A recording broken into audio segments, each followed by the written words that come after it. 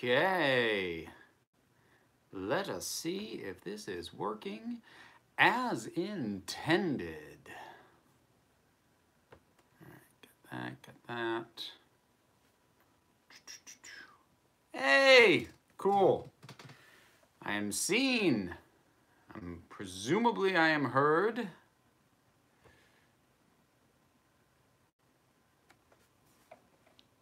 There we go. Ah, boy, that's a real cockeyed thing, isn't it? Is that, hold on. No, that's worse, you moron. Ah, heck with it. Okay, that's what we're going with. So yeah, hey everybody. Been here since 1K and proud subscriber. Wow, you have been here for a while then. Hey from Scotland. Oh, a little bit late over there. Love the hair. Yes, the hair. I wasn't in the mood for the hat, so the hair's just down whole time on this one. I like your outfit. Did you take tips from Tom Baker on the outfit? I have an embarrassingly large collection of scarves, so I don't know. Maybe in another life. How's things? Things are good. All right. So, it is Tuesday. We are live streaming, and while I will be picking up questions, jumping in stuff, we also got stuff to talk about. Like the big one being the Oscars, which I did already have my video come out on today, so I don't know if anybody's got follow-up thoughts on anything that I already said. Other than that, I might just kind of breeze by it since I've already got sort of my thoughts on the big stuff up. But if people want to just toss out a few things about the whole thing, this would be the time. Doing a fourth cosplay. I don't have the right hat. I do have a brown like fedora, but I don't have like a proper like floppy kind of hat. I like threw together a very half-assed Fourth Doctor cosplay 2 or 3 years ago? I can't remember now.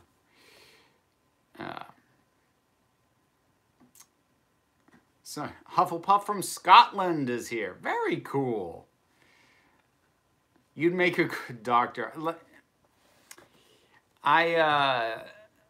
part of me would love to do a Doctor Who fan film, you know, just once, but like, and egotistically, I probably put myself as the Doctor, but I also would not give myself any lines because I'm afraid that's where I would screw it up and break the spell.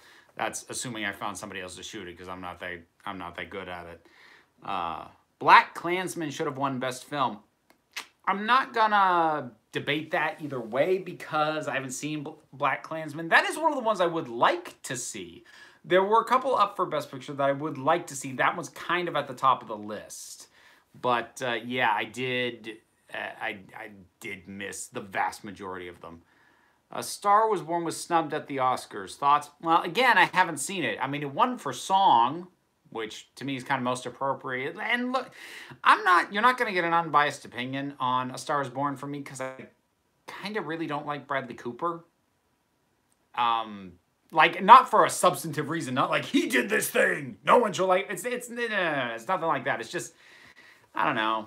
I look at the guy, he's very, I don't know if he's actually like this in real life, but he comes across as incredibly smug. I kind of only like him when he's a raccoon.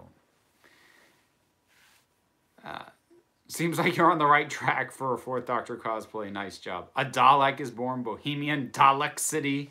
Boy, that doesn't quite roll off the tongue, does it? So, yeah. Silver Lining Playbook. Bradley Cooper was amazing in that. Well, see, I also don't like David O. Russell. So, like, the idea of combining David O. Russell and Bradley Cooper, yeah, I'm not going to rush out and see that. And I haven't. And I don't plan to. And I'm sure if you like one or both of those things, it's probably pretty good. But, like, I don't want to say it. You made a surprisingly good showing in your pool for how few movies you saw. Well, see, here's the thing. I always do it. This is only the second time I've won the Oscar pool. But I always have a pretty good showing because, honestly, more often than not, if you know sort of the politics and the mechanics and the behind the scenes BS of how the Oscars work, you don't need to have seen the movies. And actually, I think half the time, seeing the movies is going to bias you into a bad pick for what's going to win because you're thinking, oh, what did I enjoy? When that is not how you want to approach Oscar picks if you're trying to win a pool. Pizza or takeout? Well, it's actually the same for me because I don't get pizza delivered. I could, but like I have a long history of pizzas showing up at my door, lukewarm or cold. So around here, I will order a pizza and then drive to where it is and pick it up myself. So, Green Dalek, Spike Dalek. Oh boy, you folks. Saying hi just before bed. It's late in France. Well, thanks for stopping in. Nice to see you. I would just like to say I've been subscribed throughout your growth as a channel, and you've made me laugh through the worst of times. Thank you, and keep up the amazing content. Oh, thank you. It's funny. People often get, I'm not sure self-conscious is the right word. I think people get a little bit, oh, you know, you probably don't want to hear stuff like this, you know, when they tell me, you know, things like that, you know, whether it's they like what I do or it brings them comfort or whatever. But honestly, I love hearing that. I will never get tired of hearing that because it helps. So there you go. Have you seen Green Book? No. And it's not top of my list for me to get. Anyway. Is that an alternative Tom Baker scarf? No, this was actually part of a hat, glove, scarf set that I got from Walmart like 4 years ago. I've lost the gloves. I don't think I've got the hat up here. I actually bought this specifically for a burlesque number. I wanted matching winter scarf, hat, and gloves. So that's where these came from. A pregnant giraffe Dalek easily offended. Oh, Donna. I talk with her on Twitter sometimes. She mentioned getting blocked from a pregnant giraffe feed. Apparently she offended a pregnant giraffe. So, okay. Moving on from the Oscars. So, this was a good thing, but it's one of those good things that I'm like, why was this ever not the case? Rotten Tomatoes, largely in, well, not exclusively because of this, but mostly in direct response to the site getting bombed with negative user reviews on Captain Marvel, for a movie that's not even out yet, have finally disabled user reviews for movies that haven't had their release date yet. Again, why that was ever not the case, I don't know. I mean, maybe naively, like back when they, you know, got user reviews in there in the first place, they thought, oh, well, we'll have it open at the same time as critic reviews because, you know, people might get to preview screenings or whatever. But, like, I don't know how it took them this long to realize that that was a bad idea. It's one of those things where, like, sometimes blindingly obvious things that need to change don't get changed until basically it makes like almost national news. Like mainstream news articles were being written about how screwed up the Rotten Tomatoes page for Captain Marvel was. So it's only when the press gets bad enough that they change this. Are you watching Captain Marvel? I plan to. Yeah. I'm not like stoked for it, but like I'm hopeful. I'm excited. You're one of the only film nerdy stuff YouTubers I genuinely enjoy and am personally surprised by every single video. Thank you so much for being yourself. Don't know how else to be. That's like if I was more savvy, like with trends and search engine optimization and I don't know, a whole bunch of other stuff that I don't know how to do and would bore me to try and do, I could probably mold myself into something that is more lucrative than what I have, but I also wouldn't enjoy doing it, so what's the point? Much love from Brazil, and to you as well. They want to include psychics in the fold. Yes, the people who could tell the future for a movie they hadn't seen yet. They needed to be able to write reviews. That's why it was there. Of course, it all makes sense now. Have you ever seen Gravity Falls? I've seen like bits and pieces, like little tiny clips. I have a friend, one of my burlesque friends is like really into it and keeps recommending it to me and Liz. And we'll probably enjoy it when we get around to it, but like the list of stuff that like I want to watch or has been recommended to me, it is preposterous at this point. So like I've started second season of Dragon Prince. Liz and I started watching Umbrella Academy, but like I'm only a couple of episodes into any of this because I'm trying to, I don't have time to sit down and just hard binge through it. So trying to get through all of it is tricky. Is Rotten Tomatoes consultants to the Razzies? I don't pay attention. Like the Razzies were kind of cute when they got invented, but like at this point, I just don't care. And they're often really petty. And just like the Oscars are rarely representative of the truly best films of the year, the Razzies are rarely representative of the truly worst films of the year, even the worst mainstream films of the year. Like, it kind of personally irked me that Melissa McCarthy was given Worst Actress for Happy Time Murders. The movie, while not great, wasn't bad, and she wasn't bad in it. Like, that was a very lame, cheap shot, and I'm sure picked because she was up for an actual Oscar, so it made it funnier to them. Whatever. So much to watch, so little time, I feel that. So much media, so little time. Yeah, yep, that kind of thing. Was Series 11 the worst series of Doctor Who? I don't know. I kind of lump Series 11 in with the bottom-ish at this point, but if you were to ask me definitively, I don't know if I could tell you whether I consider Series 2, Series 7, or Series 11 to be the weakest series. And actually, Series 8 is kind of close to the bottom for me, too. Those four, I just overall, and actually all four of them have some individual very high points. You know, Series 2 has the two-parter with the Beast, which I love, and you know, Series 8 has Mummy on the Orient Express. Series 11 has It Takes You Away. Series 7, actually, Series 7 might have nothing. That might stay at the bottom. Although, that said, I don't think Series 7 actually has as many outright awful episodes as some other series do. It just doesn't have the high points to lift it up. But, yeah. Are you more excited or skeptical for Series 12? I mean,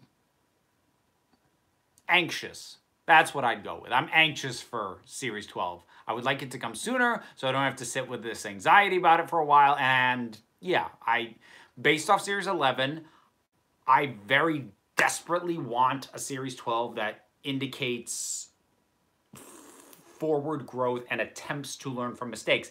Now, that's not me saying that I expect a 180 degree on everything that I personally didn't think worked about Series 11, but whatever Series 12 is, it can't look the same as Series 11, like on the whole, in terms of approach and feel and whatever else, because that to me says nobody learned from the fact that Series 11 didn't really work. So like, as a comparison, when the Fantastic Four movie came out, the one that Fox did, this was before Fan Four Stick, so the one where Chris Evans was the Human Torch. First one came out, I thought it was okay. I didn't hate it. When the second one came out, I hated that one. But the second one wasn't actually worse than the first one. It was about the same. But the thing was, all the things that were wrong with the first one were wrong again with the second one. So I hated the second one because of the arrogance of going, oh, we put out this movie, it was financially successful. People didn't really seem to like it. But we're just going to do the same thing anyway. We're not going to try and do any better than last time. And even if, like, corrective measures have been the wrong direction, at least it would have indicated they cared and tried, and they didn't, and it pissed me off. That's what I don't want for Series 12. Very much off-genre and not nerdy, but have you seen... I don't know how to pronounce that. On Netflix. Israeli drama set in Orthodox Jewish religious community. I had not heard of that one. I have a friend who knowing what she's into, I suspect that might be on her radar, so I might run that by her. Before I go, thanks for answering my questions. Loved your video about you and your daughter. Made me happy to see you so proud of her. That got a bigger response than I was expecting. So that was nice. It's nice for me. Thoughts on What We Do in the Shadows being made into a TV show? I still haven't gotten around to seeing the film, so I don't really have an opinion on that one. Will you rate the Harry Potter films? Yeah, eventually. Eventually, I'll do a ranking of the movies and a ranking of the books, and those will be two separate lists because they're not the same ranking. So what else have I got on here? Oh, okay. So Warner Media, because they're preparing to launch their own streaming service, like every studio is going to end up doing. I'm really annoyed by this. But apparently one of the streaming exclusive shows they're planning to launch to help entice people is going to be an animated Gremlins show. That's like a prequel where the guy who was the old guy, Mr. Wing, in the movies, we're going to have him young having adventures with Gizmo. I'm not going to say that I haven't heard weirder ideas, because I have, but, like, why? Like, I think the call for, like, another Gremlins anything was kind of a muddled proposition in the first place, because I honestly think there's a pretty heavy split between people who like the first one and better than the second one, or like the second one better than the first. I'm in that camp, by the way. But I think even just doing a Gremlins 3 was already going to be a tricky prospect, because you've got two very different fan bases who like each of the entries in the series for very different reasons.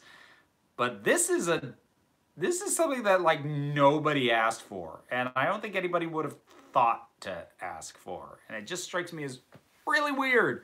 And judging by the reactions I'm now seeing, seems like you agree. WTF? No. 3 question marks in a row. Like the Muppet Babies, the Gremlins babies. Yeah, kinda. Boy. And it could be fun. I mean, it could be. Look, any idea, even a bad idea, can work. Actually, one of my favorite things is something that's a bad idea working regardless. Like the Lego Movie was a bad idea. It was great. The first Pirates of the Caribbean movie was a bad idea. It's awesome. So when I say that something is a bad idea, don't mistake me for saying, therefore, it's absolutely not going to work. It can work, but it takes a very special creative team and oftentimes a lot of luck to manage to make something really good out of a bad initial idea. It can happen, but that's an uphill battle. Love you being you, but have to go because live chat is running too slow for me. Oh, sorry to hear that, Angela. Well, thanks for stopping in anyways. Speaking of odd ideas, wasn't there supposed to be a Tetris-based movie? That's still happening, so far as I know. It's one of those things that, I mean, this happens every now and then. Like the time period between when a film starts being made and when we see a first trailer is a long time. And often, if it's not the kind of thing that, like, geek press or entertainment press or whatever is going to keep talking about throughout production, we can sometimes forget that movies are happening. And last I knew, that Tetris movie thing was being made. I don't know. I haven't, like, actually checked in a while. I'm not sure anybody has. Is there any movie or material that should never be rebooted in your opinion? It's hard to say, because I'm actually going to sort of lock on to your use of the term reboot, because I do distinguish between a reboot and a remake. You remake a film, you reboot a franchise. And generally speaking, I'm more open to reboots than I am remakes, because the approach of most remakes is, oh, this thing was a hit before, let's try and make it a hit again. Every now and then you get what I think is the correct way to approach a remake of, oh, here's this core idea this previous film was based on, let's take that and do this new thing with it. So, like, some examples of really great remakes like that are the newer Planet of the Apes films, Scarface, the one with Al Pacino, that's a remake, you know?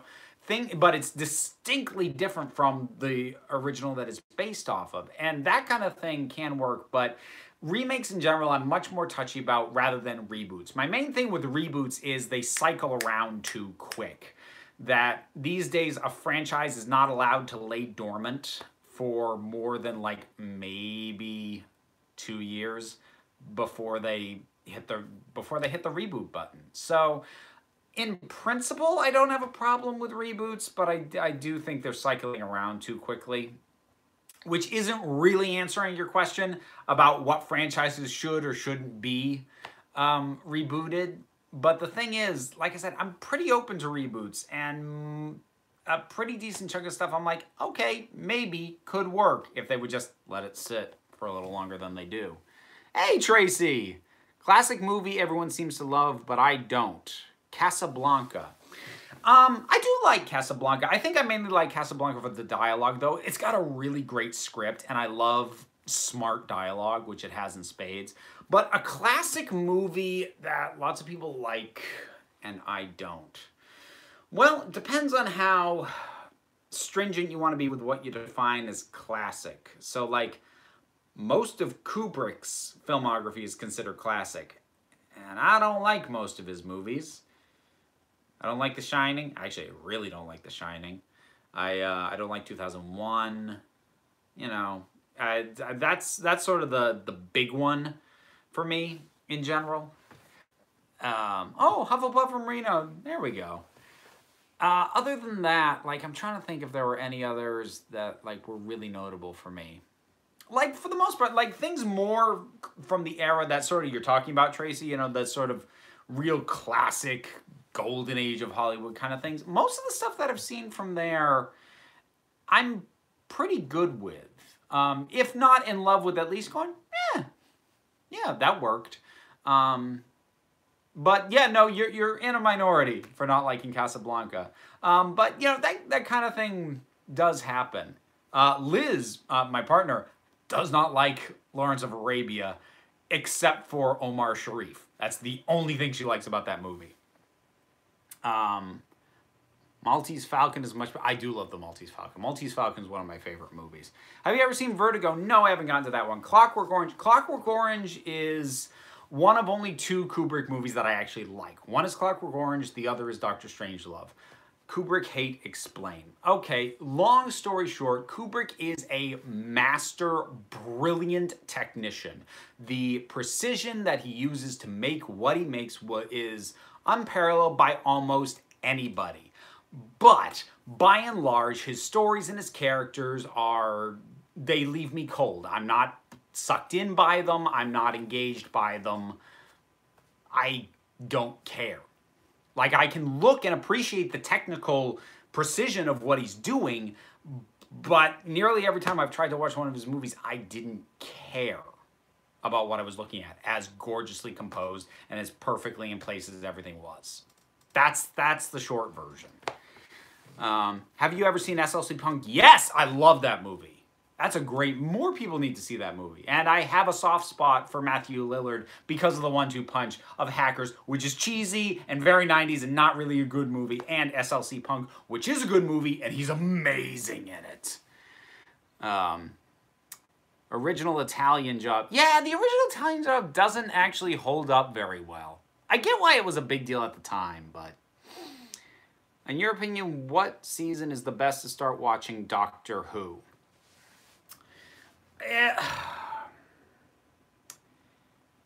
I mean, I'm still inclined to go with my old video at this point and say that I do feel that the most new viewer-friendly seasons to kind of jump in on, then just go forward from, and then decide whether or not you want to go back and watch earlier stuff, is Series 5,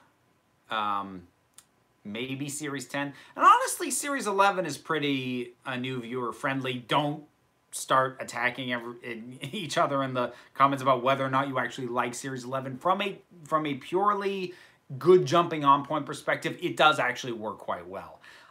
I know most people will say Series 1. I'm iffy on saying that, only because I do feel Series 1 is very dated at this point, and a lot of the stuff that's in it is not representative of what the show is later. So I worry about recommending series 1 for the same reason I worry when I recommend something like Gotham, knowing that the first season is not representative of what the show is capable of later on. So I worry people starting on series 1 going, oh, this isn't my thing, and then bailing, not realizing that a lot of stuff that's in series 1 and to some degree series 2 kind of gets dropped as it goes along in terms of the goofier, more cartoonish elements. Dune 2-part remake, are you excited? I'll be excited when it actually starts shooting. Because Dune has such a history of adaptations just not going well. How excited are you for season 2 of She-Ra in April? Very. That one I'm looking forward to, and that one will get a top priority when that comes out. I will binge that as soon as I can. Have you seen the second Detective Pikachu trailer? I did. I had that on my list, so let's bring it up now. So yeah, another Detective Pikachu trailer. Looks like there, a bit more emphasis on sort of Detective Pikachu as a character in terms of the fact that he's kind of bumbling might be pushing it, but he's very Ryan Reynolds. It feels like the character was probably partly designed around the casting of Ryan Reynolds in it. It still looks intriguing. It's got a really weird vibe to it in a way that I am kind of like, huh, maybe. And I still kind of like that this is going to be the first live-action Pokemon is this weird sort of side story set in the Pokemon universe as opposed to trying to tell the classic, go and catch the monsters and train them and fight and turn. I kind of love the fact that that's not the story they're doing for the first Pokemon live-action movie. I don't know why. That makes me just kind of smile. What else we got here? Have you watched Vikings? I haven't. I have some friends who have, but I never got to that one. What do you think they're going to have to do to get Doctor fans back? Absolutely no comment, because I am officially like removing myself from the fan war discussion as much as I am able to do so. It is so hard to parse which people are, all the people shouting about Doctor Who, which ones are expressing legitimate feelings, which ones made up their minds before the series even started, which ones aren't even fans and are just coming in to stir up the pot and tick everybody off because they think it's fun. And so trying to come around with how do we please the fans when the fans are this divided, like that, I don't have an answer for that, certainly.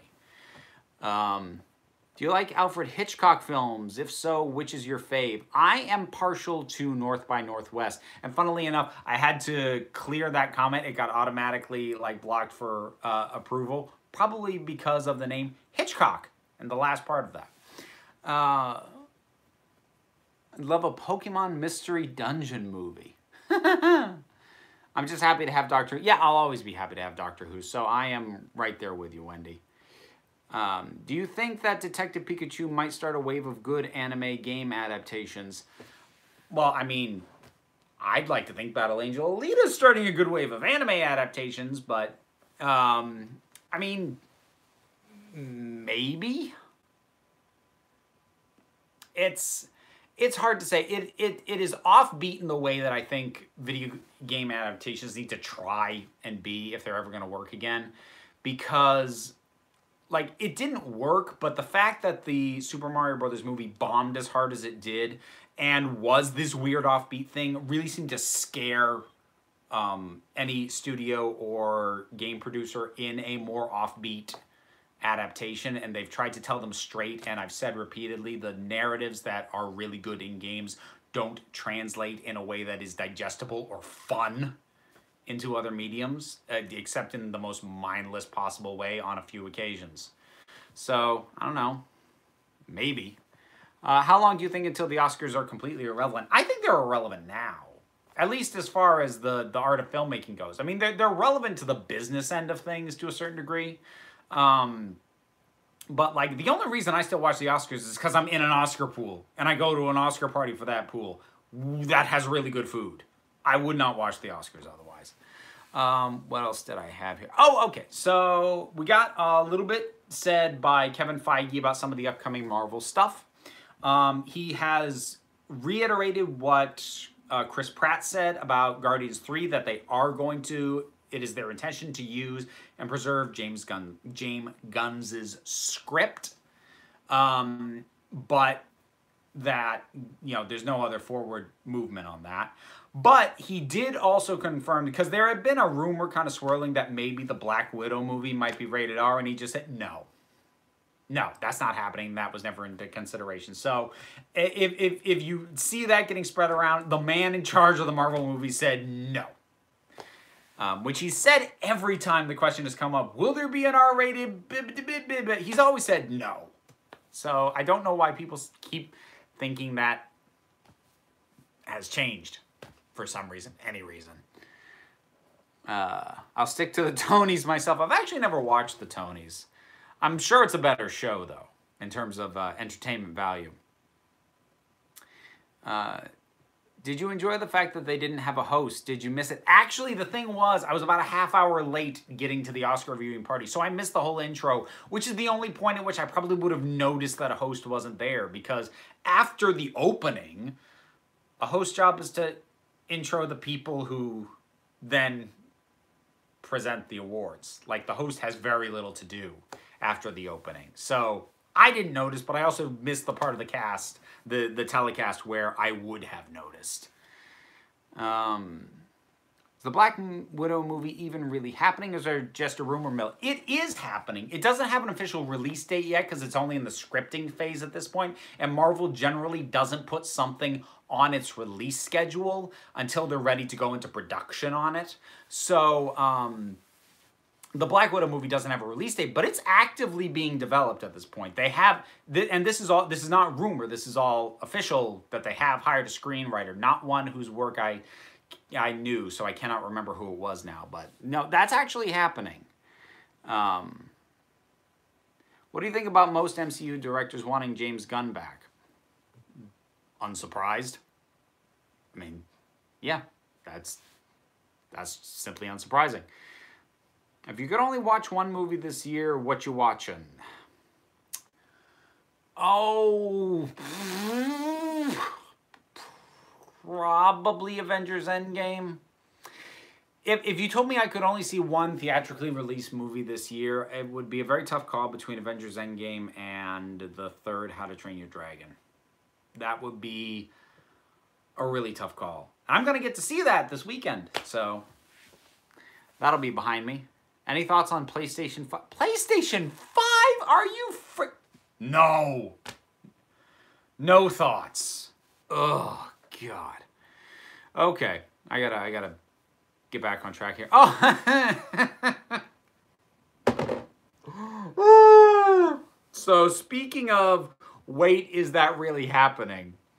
The possible quintessential poster child for, it's a rumor that it's happening, no, it's not happening, wait, maybe they're actually doing it now because there was interest in the rumor, oh my God, they're actually making it now, stories like ever. Warner's has set a release date for Space Jam 2 with LeBron James. Set your calendars for July 16th, 2021.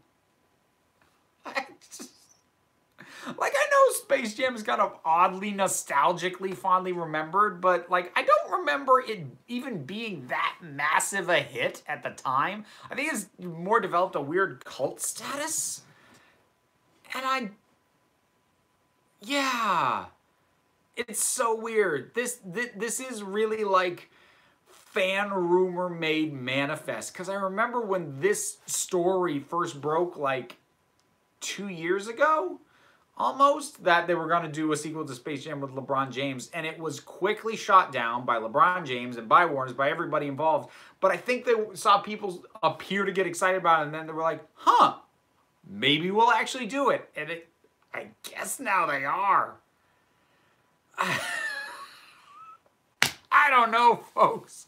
I don't know anymore. Weird Bunny Boner returns. Oh, God. Space Jam 2 is supposed to release on my birthday. Well, happy birthday to you in 2021. Oh, okay. So, see, now, Langley, I was getting to that, but okay, since we're already on the topic of why sequels. Apparently, a sequel to The Greatest Showman is being worked on. Yeah. Now, I liked The Greatest Showman. I actually liked it a lot. If I'd seen it before I'd done my top 10 films of that year, it would have made the list. I understand and I recognize the problems and concerns people have with the way that it romanticizes a real-life figure who was not nearly as cut and dry a hero as the movie would have us believe. I get all that, but I still love the movie. But apparently, the director, I can't remember the guy's first name, but Gracie is his last name. He said, quote, "When a movie becomes as big a success as this, it's only natural there is demand for a sequel. No, it's only natural that whatever studio holds the rights to the film that was a big hit would have demand for a sequel. It is not only natural for the audience to demand a sequel, because I know lots of people who really liked The Greatest Showman.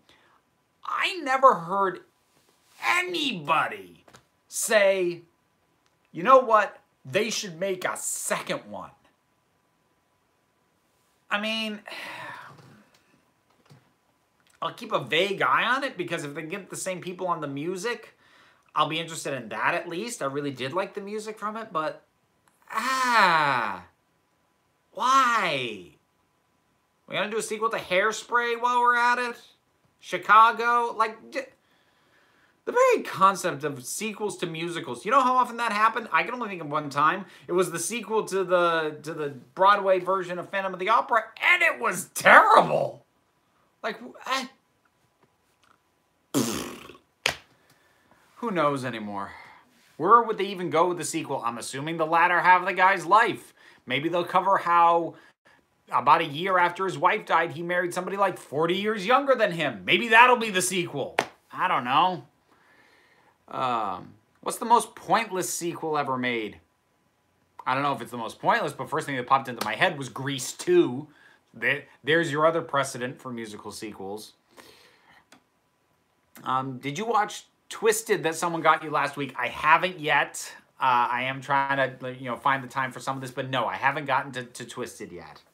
So glad someone got it for you. There needs to be more Star Kid fans out there. Well, look, at the very least, after I see it, I will talk about it on the live stream. If not, do a proper review. We'll see after I see it what I feel about it. But yeah, I am trying to get to it. But I am buried in stuff right now.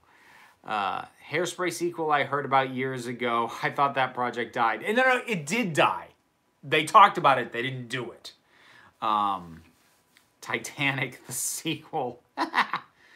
Neverending Story 2 and 3. Well, I mean, 3 maybe. But the Neverending Story 2, there was at least a reason to do it since the first Neverending Story was only half the book. And so they made a sequel out of the second half. It's logical. It wasn't good, but it was logical. There was a reason to do it. What about Dirty Dancing 2? Oh, I forgot that was a thing. Was that actually a sequel, though? Like, I didn't watch it. Or was it more just like a spiritual sequel? I don't, like, because, like, Bad Lieutenant, Port of Call, New Orleans is like a spiritual sequel to Bad Lieutenant, but it's not actually a sequel. I thought that's what the Dirty Dancing, what was it, Havana Nights might have been. Again, I haven't seen it. Not gonna. So, wasn't Hairspray 2007 a remake anyway? Well, sort of. It was a movie adaptation of a musical stage adaptation of what was originally a movie that wasn't a musical. So, sort of?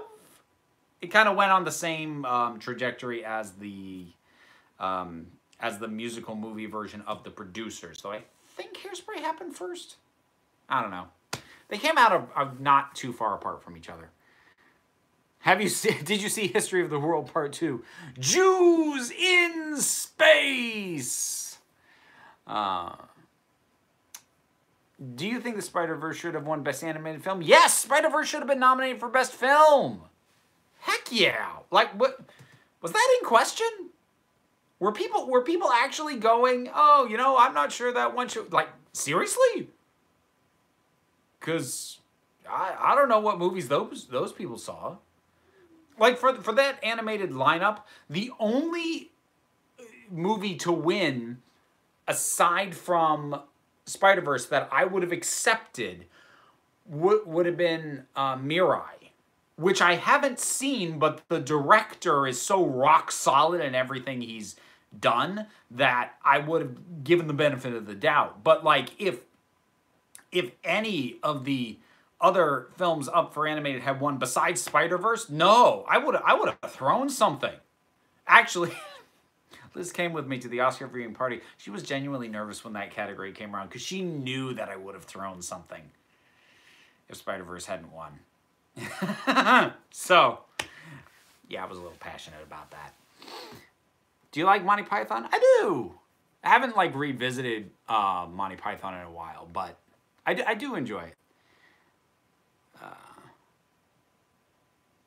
Mirai's brilliant. I was so chuffed it got nominated. I mean, generally, anime films getting nominated for Best Animated Feature don't win unless Miyazaki directed it. Just watched Aquaman and Spider-Verse on the same day, preferred Spider-Verse. I mean, Aquaman was fun, but if you're going to compare those two, yes, Spider-Verse is, I would say, substantially the better film. Aquaman's still fun, though. I did enjoy it. Thoughts on British crime dramas? That's vague. I haven't really seen much in the way of British crime drama, like TV series. I've seen, I think, maybe some of the movies that would fit in that category. Like I've seen Layer Cake and, you know, Guy Ritchie's early stuff, though those are borderline comedies. So, I mean, you'd have to give me like some more examples of the genre from, Luther. I didn't really like Luther. I watched the first series of it, and it wasn't bad, but it just, I wasn't hooked. I wasn't pulled in. Give it another year or two and make sure Spider-Verse wasn't an anomaly. Thoughts on Absolutely Fabulous? That's another one I never watched. I remember seeing the trailers for it and things and always thinking, that looks dumb in a way that I would not enjoy. And maybe it's better in context, but, you know. I think Spirited Away was the only anime film to win the Oscar. I believe that's true so far. Oh, well. Opinions on franchises ignoring previous films like Halloween just did. Is it cheating to not deal with the narrative already laid out? It cheapens the franchise, in my opinion. Thoughts? Well, I find the entire concept to be kind of interesting. And I actually don't automatically think it's a bad idea. Because now, realize I don't know the Halloween franchise. I mean, I know of it. I know what it is. I actually haven't seen any of the Halloween films front to back. But I do find it intriguing that rather than, well, I was going to say rather than complete reboot, they had done the complete reboot. Rob Zombie did that. But, like, set those aside for a second. But that in an attempt to revive the franchise again, that rather than doing a reboot or trying to continue on from, I'm going to presume, having more or less been written into a corner and having, you know, gotten silly, because long-running horror franchises usually do, you make a sequel to an earlier version so that it kind of... I find it intriguing because it's not a complete reset, but at the same time it allows you to go back and follow up on the original without having to worry about everything else. Because if the franchise went off in a direction that you can't come back from, either because the quality went so bad or it just got so far into one particular end of the possibilities of where it could have gone and you want to take it somewhere else, I'm kind of intrigued by the idea. I don't want it to become, like, standard. I don't want it to be the new reboot. But, I don't know, I'm kind of intrigued about it as a practice. Are you a girl? I'm me. take that as you will. What's a very popular movie everyone has seen but you? There are probably quite a few. I'm drawing a blank at the moment, though. Did you see Vicious? Don't know what that is. Do you like Chuck Palahniuk? If so, opinions on Fight Club 2. I've never read his stuff, so couldn't tell you. What's your name? My name is Nathaniel. Nice to meet you. Have you seen Samurai Jack? Yes. Yep. All the way through to the end. So what else have I got? Oh, okay. I've got a couple more. Okay, I've got 2 more on my list of stuff to talk about. So I feel like somebody read my personal wish diary and made this happen. So I don't know how many of you folks are going to even know what this thing was or be excited that it's coming back. But back in the day, the Henson Company had a TV series. It only ran for 2 seasons and they were distinctly different from each other, but it was called The Storyteller, where using Creature Shop and Muppets and, I mean, not like Muppets like actual Muppet characters, but that kind of puppetry, they retold classic folklore tales from various cultures. And it was originally hosted by John Hurt, rest his soul. Well, it's coming back. And it's coming back with Neil Gaiman writing and co-producing along with the Henson Company. He's not hosting. They haven't said who's going to host it. But when it comes to folklore and stories about stories, I love Neil Gaiman's work in that area. And I love The Storyteller. And the idea of this coming back with him behind it, yeah, yes please, now. I know some people are still really pumped for the revival for Dark Crystal, which I'm curious about, but I'm more cautious about that. This, I'm just now. Now, please, yes, now. Do you like The Twilight Zone from the 60s? I've only seen a couple of episodes of that, but it holds up surprisingly well, all things considered. Are you excited for the Masters of the Universe movie? Is that a thing again? Every 3 years, they get a new writer and or director onto it. So, last I knew they had writers on it. That was last year. Is there actually new news about that? Or is it just in the same state it was in? Because if news happened, I missed it. So, let's see. Somebody gift that now, please. Yes, now. I'm not sure if I've ever been gift. I don't know. Maybe I have, and I've missed it. I have no idea. Masters of the Universe is set to come out in December. Yeah, that's not happening. That's that's just because they didn't move its release date from the last time they said it was going to be coming out. No way that happens. Have you heard of The Magicians? I have. Haven't seen it. Zone reboot. I don't know what Zone is. A favorite gaming creation and least favorite of his. Well, now keep in mind I have not seen or read everything that Gaiman has been involved in. My favorite thing from him is probably still Sandman. My least favorite is Nightmare on Silver, the second Doctor Who episode he wrote. Let's see. Masters of the Universe has been threatening to come out for 15 years now. I'm not holding my breath. Yeah, that's exactly where I am. Besides, I've still got the one from the 80s, and I happen to like it, so I'm fine as it is. Thoughts on the supposed new Legend of Zelda anime? Until it's official, I don't have thoughts.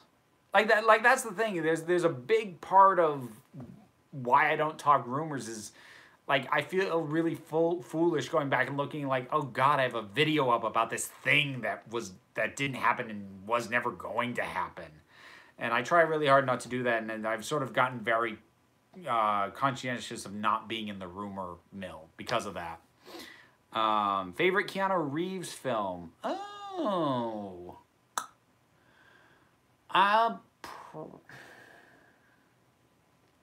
Probably The Matrix still. John Wick was really good, though. Those are the top 2 contenders. Did you see Mirror Mask? Yeah, I love Mirror Mask. Do you like the Time Traveler's Wife? Love the book. Movie was fine.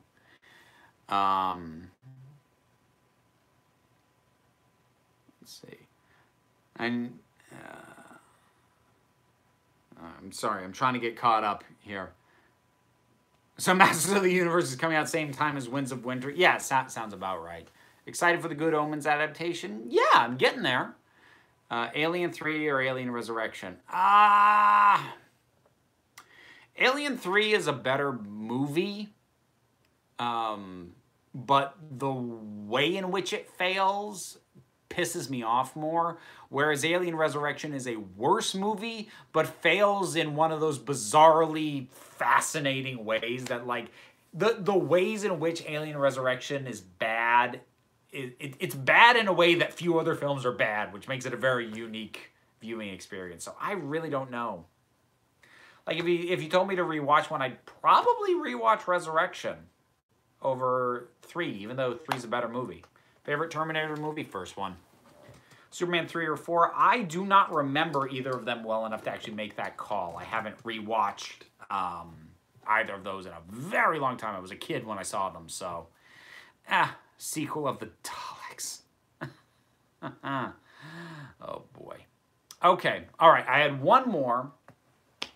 And this was... Oh, how much time have I got left? Oh, boy. This is going to be a heavy topic to squeeze in at the end, but let's try.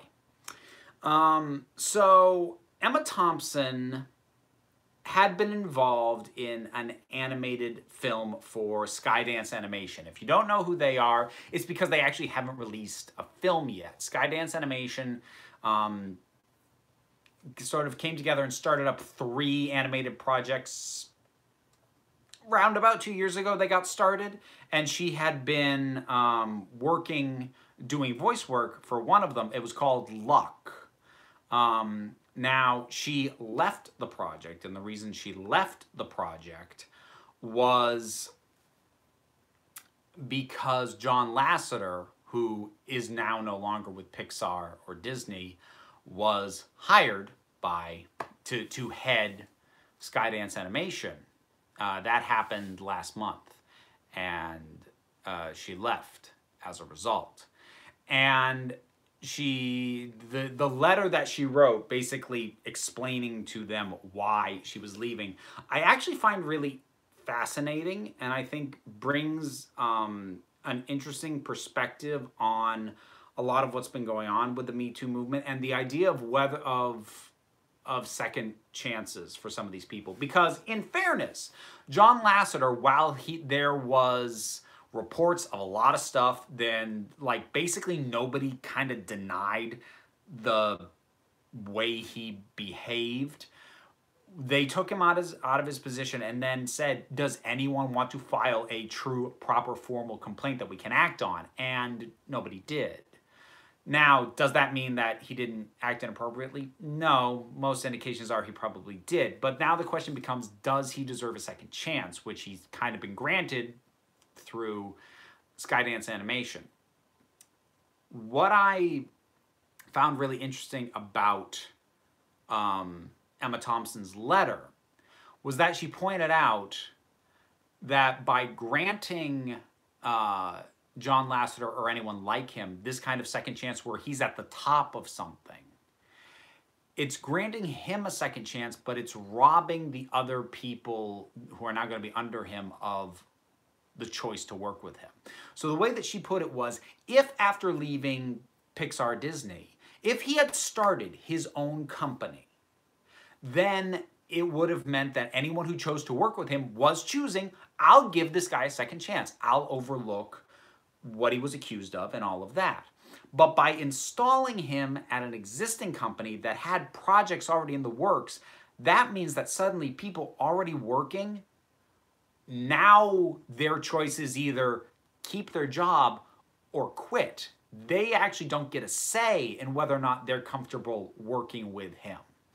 And it brings up an interesting angle to all of this that I honestly hadn't considered before, that since most of these people who are being accused of stuff were in notable positions of power. I mean, a few were actors, but by and large, they were directors, producers, and even the ones who were actors tended to also be producers, and, you know, they were really at the top. And the idea of granting them quote-unquote second chances means putting, or at least for what they want for the second chance, means putting them in charge of something again. But that robs anyone underneath them of their ability to say, I'm not comfortable with this, because the decision is made above their head, and now suddenly they're working under someone that they're not comfortable working under. And because of how she felt about that, and the fact that she wasn't comfortable working under John Lasseter, she left. And I just found that to be an interesting new element, I think, to bring into the conversation. Because I am someone, like, I'm not inherently opposed to the idea of second chances, but I do like how she put it, that if he had started his own company and built it himself from the ground up, that would be one thing. But instead, he just kind of gets to make a lateral move to another company that's going to overlook what he did. And that, yeah, I don't know. It was just a really interesting perspective, and I thought really well worded. So let's see here. I love Emma Thompson, my hero. Yeah, Emma Thompson is, I think that, you know, she could have made a much more dramatic outcry about this, but she handled it very professionally in terms of exiting and also explaining why. Which I'm sure some people will say is unprofessional, but I mean, I think she has a right to say why she left a project. If the reason she left a project is, you know, something like this, I think she has a right to say why. I couldn't sleep. What should I do? I don't know, Alex. What time zone are you in? What time is it where you are? Her letter was great. Yeah, I do encourage people to actually seek out Emma Thompson's letter and read the whole thing for yourself. Don't just, like, take my takeaways and interpretation from it.